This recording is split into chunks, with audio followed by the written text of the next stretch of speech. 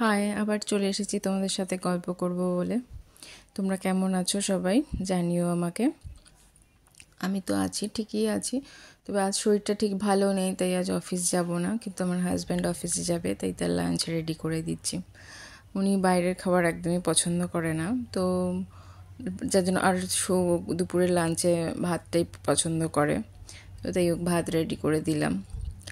আমি যেরকম লাঞ্চে কখনো ভাত নিই না, কারণ আমার ছোটো থেকেই অভ্যাস আমার যে আমি যখনই বেরোই কোথাও তো আমি ভাত খেয়ে বেরোই।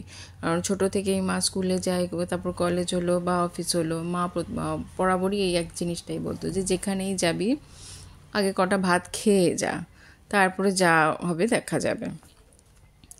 তো আমাদের তো তখন আবার অত বাইরের খাওয়ারও ব্যাপার ছিল না। মা বাবা বরাবরই বাইরের খাওয়া পছন্দ করতেন না, তো আমাদের বাইরের খাওয়ারও কোনো ব্যাপার ছিল না।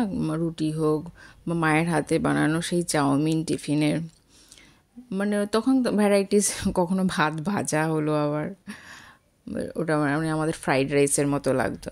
তো ওনার মায়ের হাতে সে এক এক দিন এক এক দিনের টিফিন, আর সেই তখনকার দিনে আমাদের সেই স্টিলের বক্সে আমরা টিফিন নিয়ে যেতাম। এখন যেমন অনেক ভ্যারাইটি আছে টিফিন বক্সে, আমাদের সময় তো অত ভ্যারাইটি ছিল না। এই আর কি। ঠিক আছে, চলো আজকে তবে অন্য দিন গল্প হবে, আজ তবে আসি। তোমরা সবাই ভালো থেকো, সুস্থ থেকো।